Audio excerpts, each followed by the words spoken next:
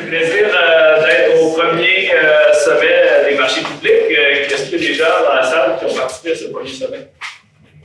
Hey! Président de l'Association des marchés publics du Québec, où ce qu'on nous a présenté aussi un projet pilote de coupon nourricier qui a eu lieu là, dans plusieurs régions du Québec. Et on voit qu'on est plusieurs, justement, présentement, à réfléchir à d'augmenter le pouvoir d'achat des gens, notamment en situation de vulnérabilité, mais aussi encourager l'agriculture québécoise. J'aime pas ça dire encourager, là, mais de soutenir ça, parce que est-ce que j'en aurais plus pour mon argent au Super C? Ça, cette question-là de fond, ben, c'est un peu ça que je vais vous parler pendant les prochains temps, c'est qu'il y a plein de solutions qui sont possibles, mais là, c'est de trouver laquelle est la bonne ou laquelle est la meilleure, puis c'est difficile parce qu'on a tous nos intérêts, on a tous nos réalités, on a tous nos contextes. Dans Montréal-Nord, s'il n'y en a pas d'offres en circuit court, c'est quoi qu'on fait? Est-ce qu'on dit « pas de carte proximité dans Montréal-Nord parce qu'il n'y en a pas d'offres? » C'est toutes des questions qu'on pourra regarder ensemble. Puis, je voulais tout d'abord vous souhaiter la bienvenue ici. Je ne sais pas si vous connaissez c'est quoi le lieu ici, mais dans le fond, on a un promoteur immobilier qui a voulu faire un gros projet de gentrification, puis qu'on a une couple de citoyens qui se sont opposés, puis ça a pris des années avant que le projet se développe, jusqu'à temps qu'il y ait un promoteur moins pire que les autres, on va dire, qui a décidé de développer le projet et faire un don à la communauté, qui est l'espace ici. Puis on est en processus d'acquisition du bâtiment, comme quoi qu'il y a de l'espoir que dans des villes, où notamment dans des quartiers comme celui-là, ben, il y a toujours de la place à l'innovation puis à la reprise citoyenne et collective des espaces comme ici, qui est un magnifique espace. En haut, il y a une serre, juste au-dessus de nous, il y a une serre, un toit vert, le carrefour produit de la magnifique nourriture. Première des choses que je voulais vous dire. Deuxième des choses, moi, j'ai le plaisir d'être directeur du laboratoire sur l'agriculture urbaine, puis à toutes les fêtes de Noël, on offre une carte proximité à chacun de nos employés. Ça veut dire peut-être que ces employés-là sont venus dans vos marchés cet été, puis vous pensiez peut-être que c'était des personnes vulnérables, puis je vous dis au salaire qu'on paye nos employés, c'est peut-être des personnes vulnérables, je ne sais pas, mais tout ça pour dire que c'était ça à la base de la carte proximité aussi, de mélanger cette espèce d'idée-là que, bon, ben, on avait des cartes qui pouvaient être des certificats cadeaux, qui pouvaient être des cartes qu'elle doit offrir, puis que, ultimement, ben, il y a plein de Québécois et Québécoises qui pourraient utiliser un programme de coupon nourricier sans nécessairement être sur l'aide sociale ou être en situation d'insécurité alimentaire. Oui. Avec la conjoncture, Tout le monde. Le taux d'inflation. C'est pas n'importe qui exact. Est dans une situation de vulnérabilité parce que quand on regarde dans les marchés, on regarde à 18%, il y a un taux d'inflation de 15 à 20%. Donc n'importe qui de nous n'est plus capable d'acheter des choses dans le sauf de façon en spécial. On regarde les circulaires. C'est devenu une habitude de vie. Exact. Donc la carte proximité, c'est pour tout le monde. C'est pas juste les personnes en vulnérabilité. Exact. Il faut mettre ça en tête. Alors, moi aussi, j'avais bénéficié d'une carte cadeau. Quand j'ai été au magasin, j'étais surprise parce que presque le même prix vendu chez Metro et à Super, c'était le même prix pour le dolly. Je me suis acheté le dolly alors qu'il était quand j'attends le spécial pour l'acheter à $20. Ben oui. Super beau témoignage. Ben c'est ça aussi, c'est quand on a parti de la carte proximité, puis on voyait que bon, ben, c'était des organismes communautaires qui allaient offrir des cartes proximité à leurs bénéficiaires, mais les employés même des organismes communautaires en auraient besoin de cartes proximité aussi, là, avec le sous-financement du milieu communautaire qu'on a actuellement. C'est-à-dire, oui, je suis d'accord avec vous. Autre chose, mais pourtant, on pourrait par exemple toujours améliorer le prix. On a reçu $1 800. $1 plus la quantité, c'est pas la quantité, le nombre de personnes qu'on a, par exemple, nous, on est à comptoir alimentaire, on dessert environ 250 familles par semaine. Donc, c'est un grand nombre de familles. Pour choisir les personnes les plus vulnérables, on a des misères. On a choisi ceux qui ont plus d'enfants, et on a choisi pour faire un équilibre. Finalement, on s'est rendu compte que pour donner le montant de $600 par une famille, c'est comme c'est inégalité. Vous savez, quand je choisis plus de familles, il faut que leur donner. Ça aussi, c'est une problématique quand on n'a pas un vrai montant pour distribuer à plusieurs familles. Je suis d'accord, c'est. Pour ça, parce qu'en fait, il y a une autre partie de la présentation, c'est sur la charte d'inclusion. Puis c'est aussi pour se mettre un petit peu dans l'esprit, aussi comme inclure dans nos pratiques organisationnelles, comment on peut mieux prioriser en fait aux personnes à qui on dessert, qui est desservie par la carte. Donc, juste après Jean-Philippe, on va avoir cette autre partie-là pour comme qu'on l'ait un petit peu plus frais là, dans nos Oui, puis l'idée de la mise à l'échelle, justement, là, sur un programme national de promotion, fait en sorte que collectivement, on aurait plus d'argent à distribuer. Ultimement, fait des choix moins difficiles à faire, étant donné qu'il y aurait plus d'argent à distribuer. Dans le fond, je vais essayer d'être assez succinct parce que, dans le fond, j'en comprends que vous avez plein de choses à partager. Puis, j'imagine que c'est ça, c'est chacun d'entre vous a son témoignage, son histoire, puis c'est super riche que vous puissiez le permettre. L'idée, là, c'était juste de camper tout ce qu'on en est, pourquoi on en est rendu là. Dans le fond, pour ceux qui ne savent pas, j'ai été directeur là, du Carrefour pendant 10 ans, puis j'ai eu le plaisir de voir toute l'évolution de c'est quelle solution on met en place pour nourrir les gens du Centre-Sud. Puis on a fait plein d'expérimentations. Il y en a qui ont été vraiment des flops, là, comme mes enfants me diraient. Il y en a qui ont été plus intéressantes, il y en a qui existent encore. Juste le marché Frontenac depuis 2008, ça fait 17 ans là, que ça existe, le marché Frontenac. 2007, ouais, avec les premiers pilotes là, dans le stationnement de la GTI. Ça pour dire qu'on a essayé plein d'affaires, puis mon mandat aujourd'hui, c'est un peu de vous partager qu'est-ce qu'on a essayé et pourquoi aujourd'hui, le programme de Pronoxy semble particulièrement intéressant dans la conjoncture face à tout ce qu'on a pu essayer. Juste pour vous dire que dans le fameux l'offre et la demande, là, tout le monde se retrouverait dans qu'est-ce qu'il y a. Ultimement, on pourrait magasiner juste d'un spéciaux, puis que dans le fond, la demande s'adapterait à l'offre, puis inversement, l'offre à la demande. Puis oui, il y aurait une petite partie de la société civile qui ne serait pas capable de subvenir, mais ils iront dans les banques alimentaires, ces gens-là. Puis c'est un peu le rêve canadien de dire le marché va réussir à nourrir tout le monde, le grand marché, mettons, du système alimentaire, puis que l'infime partie qui ne réussira pas à se nourrir, les groupes caritatifs et autres feront la job. Puis, ultimement aussi, la sphère privée, elle s'autorégulera, où ceux qui réussissent en affaires vont réussir, ceux qui réussissent pas, ils réussiront pas. Puis là, on voit que cette partie-là, de plus en plus, a grandi, là, comme vous dites. On est de plus en plus de la société civile qui ne réussit pas à s'approvisionner sur le marché. Puis, il y a de plus en plus, de l'autre côté, de fermes qui ne réussissent pas dans leur modèle d'affaires, même si vous trouvez, en tant que consommateur, que des tomates, ça coûte trop cher. Eux-mêmes, au prix que vous trouvez trop cher, ils ne sont pas capables d'y arriver. Puis ces deux grandes solitudes-là, ils ne réussissent pas à se parler parce que, à part l'agriculture verte, je ne vais pas vous faire l'agriculture verte, ces deux réalités qui sont isolées, qui ne réussissent pas à se retrouver. Puis cette idée-là de carte proximité, quand on dit le slogan « fermière et solidaire », c'était pour rassembler ces deux solitudes-là pour faire en sorte.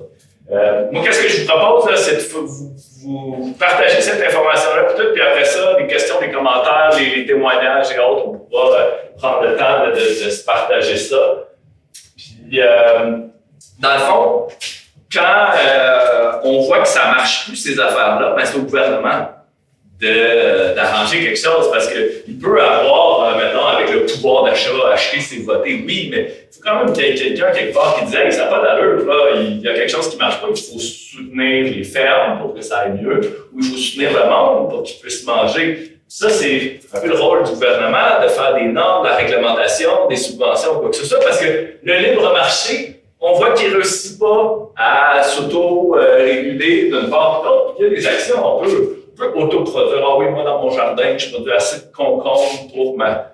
Oui, OK, mais est-ce que tu produis assez de protéines, de lipides, est-ce que tu es capable de t'autosuffire? Possiblement pas. C'est là qu'on voit le rôle de l'acteur public et institutionnel. Puis on a vu au Québec, quand le gouvernement s'en mêle peu ou pas, c'est, dans le fond, le communautaire qui se substitue à ça. Puis ça a été un peu le souhait du Carrefour de se substituer à un acteur public qui aurait pu mettre en place un programme de promotion, comme c'est le cas aux États-Unis depuis 80 ans. Puis qu'on va voir, c'est un programme qui a beaucoup été modifié. le SNAP, là, le supplément, parce que le lobby des grands groupes agroalimentaires ont poussé pour que, finalement, qu'est-ce qui devait être un programme pour soutenir les agriculteurs puis pour soutenir les personnes vulnérables, finalement, c'est un programme pour soutenir l'industrie agroalimentaire. Là, je tombe dans le conspirationniste, mais 1% du chiffre d'affaires de Walmart aujourd'hui aux États-Unis, c'est le programme de coupons alimentaires offert par le gouvernement fédéral. C'est-à-dire, est-ce qu'on veut répéter ce programme-là pour qu'au final, le gouvernement injecte l'argent pour que tout le monde en aille chez Super C, chez Costco, chez Walmart? Mais peut-être pas. Est-ce qu'on veut d'abord plus soutenir les épiceries solidaires, des marchés publics, des organismes citoyens, l'économie sociale et solidaire? Mais peut-être plus. C'est un peu ça aujourd'hui où ce qu'on est rendu de dire, où est-ce qu'on met nos billes pour, au final, soutenir un système alimentaire qu'on souhaite le bon.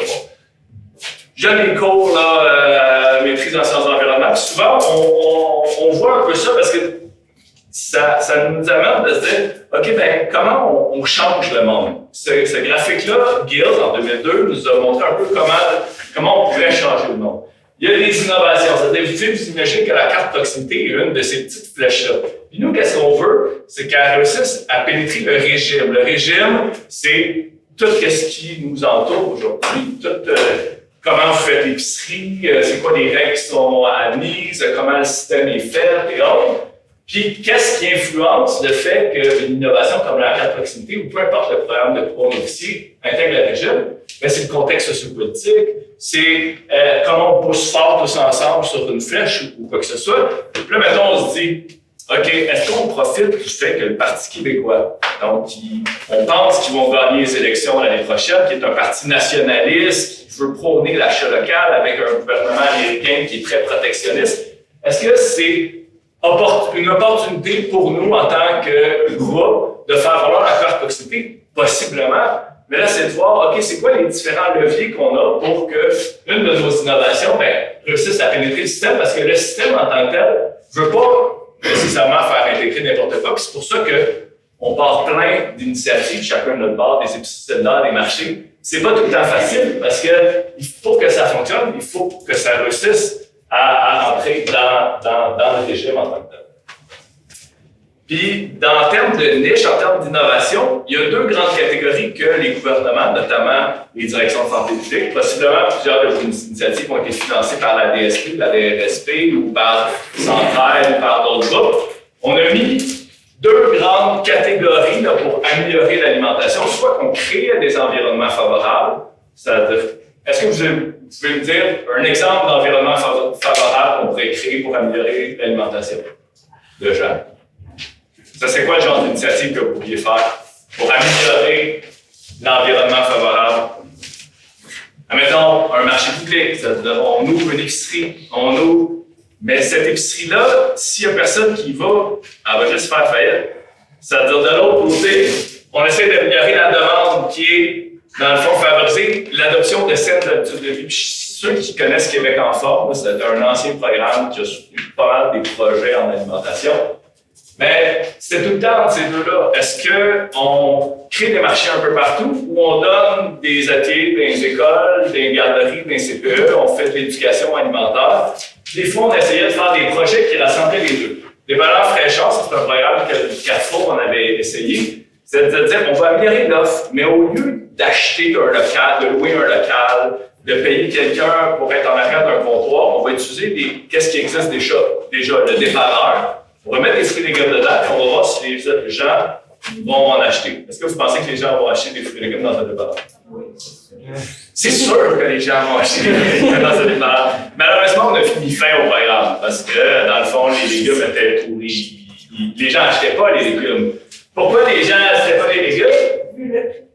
Peut-être le prix, mais aussi l'éducation. Quand on s'en va dans un dépanneur, moi, je m'en vais acheter de la viande, des cigarettes, de l'auto, des sacs de chips. Je ne vais pas acheter des fruits et légumes. C'est-à-dire, quand on a un programme comme celui-là, qui est un programme qui est intéressant théoriquement, il faut le jumeler à un programme peut-être aussi de soutien, puis peut-être que le résultat, il fonctionnerait dans 10, 20, 30 ans. Parce qu'aujourd'hui, le dépanneur est un symbole du vice, mais peut-être dans 20 ans, ça serait différent.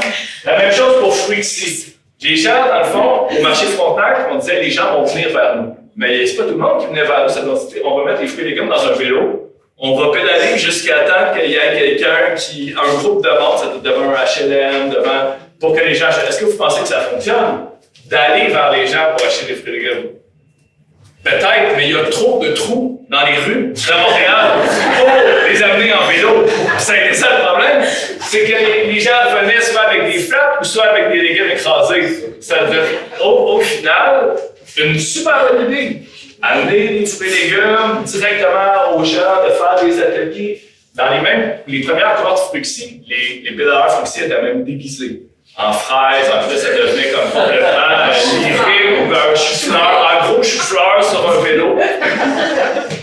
Il était électrique, le vélo. À la fin, il était électrique. On avait reçu une subvention pour électrifier le vélo. Au début, ça n'était pas. Puis l'idée, c'était adopter des habitudes de vie. On fait, dans le fond, faire l'activité physique aux jeunes. Puis en même temps, on vend des fruits et légumes. C'est un super beau projet. Il y a même des vidéos sur Google de Gérald Tremblay, qui a été un maire avec son casque de vélo à l'envers, en train de pédaler un Fruxi. De toute beauté, à l'époque, c'était parti en même temps que Bixi, les vélos Bixi. Puis le chef de cabinet de Gérald Tremblay, qui s'appelait André Labert, à l'époque, il voulait appeler ça Bixi. Non, pas Bixi. Non, Fruxi, c'était à ça. Peu importe, tout ça pour dire qu'il y a plein d'initiatives qui peuvent être mises en place. Si on fait un jardin quelque part, est-ce que ça va améliorer significativement l'alimentation des gens? Peut-être, mais est-ce qu'on adopte plus, dans le fond, des comportements alimentaires avec un jardin où on produit vraiment de la nourriture? Puis, sur chacune des solutions qu'on peut imaginer, ça a des impacts, puis c'est de voir c'est quoi la meilleure solution. Comment l'argent qu'on a en tant que gouvernement pourrait permettre le meilleur résultat jusqu'à un certain point. Témoignage. En fait, je pensais à quelque chose, parce que dans sa profession, parce que je t'ai dit, et latino-américain, c'est dans les petites Les marchands ambulants. Exactement, qui ont toutes les fruits et légumes. En arrivant ici, on va s'en aller au ballon. Parce qu'il est beau. Et ça, pour nous, c'est vraiment ça. Et après, on termine à s'adapter au temps. Exact. OK, Jacques, il y a vraiment un commentaire brûlant. Oui. Monsieur, mon nom est Gilles Laproche, je suis agriculteur à Laval et j'aime vos propos. J'ai vu que vous avez vu neiger, parce qu'avec l'expérience que vous nous avez communiquée, moi, ce qui me fatigue, c'est est-ce que vous êtes tributaire des subventions pour être capable d'exister? Parce que là, je fais allusion au mot pérennité quand je parle. On va arriver à tout ça. Et vous avez parlé de deux mondes qui ont la misère à se rejoindre. Moi, je suis agriculteur. Moi, j'ai l'autobus qui passe devant la porte, puis ceux qui ont le record pour l'utilisation d'autobus pour venir chez nous, c'est les gens de tomates. Aussi simple que ça. Ah. C'est ceux qui viennent le plus en autobus. Ils passent devant la porte, où je suis un citoyen de Laval, puis je paye le reste. Ouais. Fait que comment on pourrait faire une espèce d'économie agricole circulaire pour faire en sorte qu'on puisse être capable d'être plus efficace? Puis moi, j'ai des terres comme terre à Laval, c'est parce qu'on s'en est occupé jadis, parce qu'on a une zone agricole qui représente 28% du territoire agricole. Ouais. Et c'est important que les gens soient conscients de ça, qui font en sorte qu'il y a des espaces verts à Laval, il y a des zones, des terres agricoles qui nourrissent le monde. Oui, on est d'accord. Donc, je continue. Dans le fond, le programme de coupons alimentaires, je ne sais pas si vous savez la petite histoire de comment ça s'est passé. C'est que, dans le fond, il y avait des surplus de bouffe. Aux États-Unis, les agriculteurs ont été en surproduction. Puis, dans le fond, qu'est-ce qui se passait? C'est que si tu achetais pour une pièce, on te donnait 50 cents. Aujourd'hui, là, des fois, les chambres de commerce ont encore cette affaire-là là, sur la ruche. Je t'achète 20 pièces, t'as 25 pièces. Dans le fond, on bonifie. La première carte proximité qu'il y a eu dans Centre-Sud, ça s'appelait les fruits de la solidarité. À l'époque, là, dans le fond, ça, c'est l'ancêtre de la carte proximité ici dans Centre-Sud. On imprimait l'argent sur du papier avec la paroisse Sacré-Cœur. Puis, dans le fond, comment ça se passait, c'est qu'il fallait que tu payes 5 piastres pour avoir 15 piastres. Parce que l'organisateur communautaire du CLSC à l'époque, du CIUS, là, si on veut, il disait, on peut pas juste donner de l'argent au monde. Il faut que les gens contribuent. Tu sais, c'est comme une manière de penser, là. Je suis pas sûr qu'on est tous d'accord sur cette manière de pensée-là, mais il faut que les gens contribuent à un effort pour pouvoir recevoir un cadeau. Tu ne peux pas recevoir de cadeau sans effort. L'idée a finalement changé parce qu'aux États-Unis, il ne faut plus que tu payes pour avoir de l'argent. Mais le début du programme là, de SNAP, ça a été ça, de je fais un effort pour recevoir. La même chose avec la carte productivité, je fais un effort pour recevoir. Puis le programme a modifié qu'aujourd'hui, dans le fond, il y a 20 millions de ménages américains, là, dans le fond, qui reçoivent 250$ par mois avec le programme SNAP. Puis, comme je le disais tantôt, là, dans le fond, 20% de cet argent-là est dépensé chez Walmart, qui représente 1% du chiffre d'affaires de Walmart. Puis là, on regarde, c'est quoi qui mangent ces gens-là chez Walmart? Qu'est-ce que vous pensez que les gens achètent chez Walmart avec leur programme de coupons alimentaires? Des cochonneries. Du lait, des œufs, Du lait, des œufs, du pain. La viande.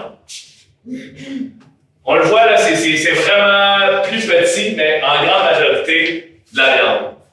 La viande coûte tellement cher que les gens ont besoin de viande.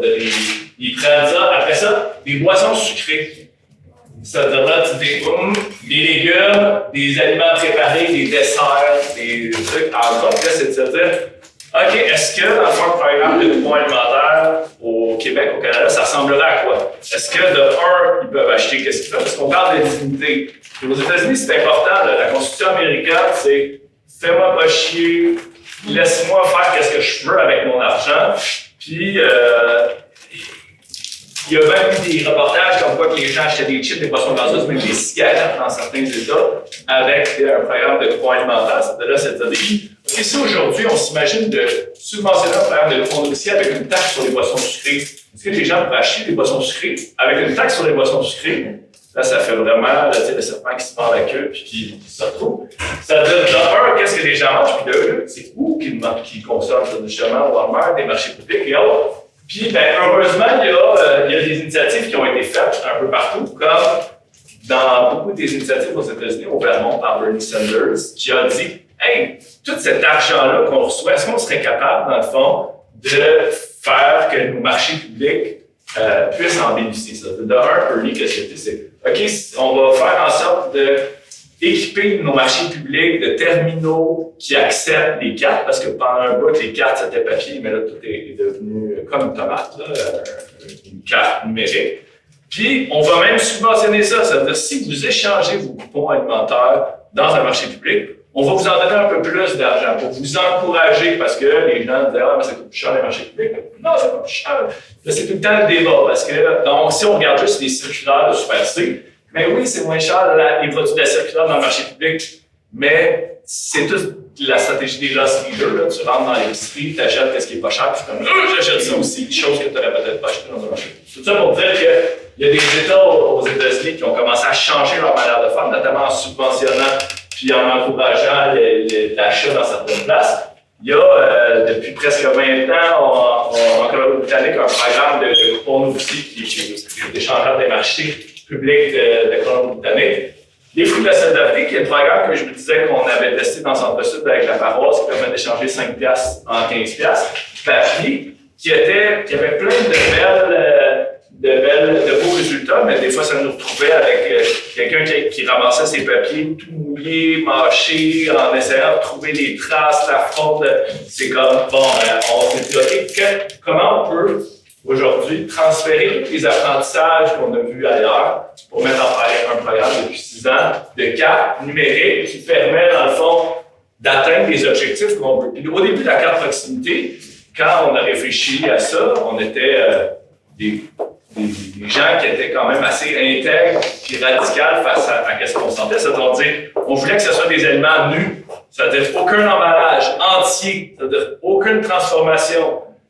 Puis c'était vraiment ça, cette idée-là, de restreindre au maximum les produits. On se ramassait comme à la caisse, les gens arrivaient, puis là, non, ça c'est éligible, ça c'est pas éligible, ça c'est éligible. Puis là, on parle de dignité puis pas de stigmatisation. C'était de la stigmatisation, parce qu'à la caisse, on se retrouvait avec un double standard.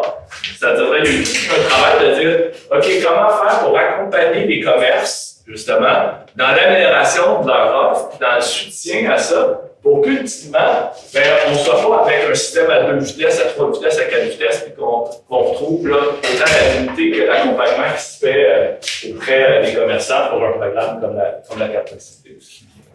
Ça, j'aime ça, parler de tout du trait d'investissement parce qu'au final, il y a eu des tests qui ont été faits avec le ministère de l'Agriculture. On va subventionner des fermes qui vont donner 50% de leur récolte à des banques alimentaires. On va les subventionner pendant 3 ans, puis après ça, ça va fonctionner sans subvention. Est-ce que vous pensez que ça marche? Non. Mais non! 50% de la récolte, ils l'ont essayé. Ils ont subventionné le programme parce que c'était un fonctionnaire qui avait eu cette bonne idée-là. Le fonctionnaire ne travaille plus au MAPAC aujourd'hui. Pareil, il a pris sa retraite. Je ne sais pas ce qui s'est passé. C'est ça pour dire que, OK, est-ce que donner de l'argent aux producteurs agricoles pour qu'ils baissent leur prix, c'est la bonne solution? Non. Est-ce que l'idée de donner de l'argent aux gens puis qu'ils s'en aillent chez Super C ou qu'ils veulent, est-ce que c'est la bonne solution? Est-ce que c'est de subventionner les organismes communautaires plus pour qu'ils essayent de faire encore plus un travail de substitution d'État? Ben, ce choix-là, entre est-ce que pour améliorer l'alimentation, je le donne aux producteurs, je le donne aux commerçants ou je le donne directement aux gens, c'est pas évident. C'est de dire, OK, si je donne, dans le fond, finalement, aux consommateurs ultimes, aux gens, mais que toute la chaîne, dans le fond, où ce que la personne participe à cet écosystème-là en reçoit, mais là, c'est là que l'effet de Keynes, là, qui est un espèce d'économiste américain, qui s'est dit, ah ben dans le fond, le dollar que je donne à la personne, c'est un dollar qui investit dans l'économie sociale, puis l'économie sociale, c'est un dollar qui retourne après ça dans la poche du producteur agricole. Puis après ça, c'est de voir qu'est-ce que le producteur agricole fait avec son dollar. Donc, on espère qu'il retourne au marché et qu'il s'achète des... Non, mais tout ça pour dire que c'est de l'argent qui roule dans le système. C'est l'argent qui roule dans le système, tandis que si on donne de l'argent, puis après ça s'en va dans la grande distribution, quoi que ce soit, ben on perd cet argent-là, elle ne se retrouve plus, elle n'existe plus. C'est-à-dire, c'est une postulat un peu sur laquelle on veut travailler aujourd'hui, de se dire, bon, ben, de un, c'est quoi l'avenir d'un programme de coupon nourricier à l'échelle nationale? C'est quoi les implications fiscales et juridiques de ce genre de programme-là? C'est quoi l'effet économique que ça peut avoir? C'est-à-dire, ultimement, est-ce que c'est une bonne idée ou non de taxer les boissons sucrées pour investir dans un programme comme celui-là? Puis qu'ultimement, tout le monde, ben, ça en vienne dans nos organisations, ça s'en vienne dans nos populations, puis qu'au final, on puisse tout le monde mieux s'alimenter dans une idée que on est tous à un pas de cette vulnérabilité-là, on est tous à un pas d'insécurité alimentaire, et c'est un moyen qui doit le plus possible ratisser large. C'était mon souhait aujourd'hui, c'était vraiment, c'est ça, de vous partager mes réflexions par rapport à ça, où est-ce qu'on en est, que la carte proximité, c'est vraiment pas ça va régler tous les problèmes, c'est la meilleure solution au monde, mais dans où est-ce qu'on en est rendu, je pense aujourd'hui, collectivement en tant qu'organisation, c'est un programme qui peut renforcer qu'est-ce qu'on fait et non essayer de faire des pirouettes pour faire quelque chose d'autre. Parce que souvent, dans le financement par projet, ça a été ça. Là. Je vais donner de l'argent, mais invente quelque chose de nouveau, innovant. Mais ça me prend plein d'énergie, là, faire cette nouvelle affaire-là. C'est un programme qui vient juste tout le monde nous renforcer nos organismes communautaires, renforcer le milieu agricole, renforcer la sécurité alimentaire des gens, et qu'on puisse avancer tout le monde ensemble.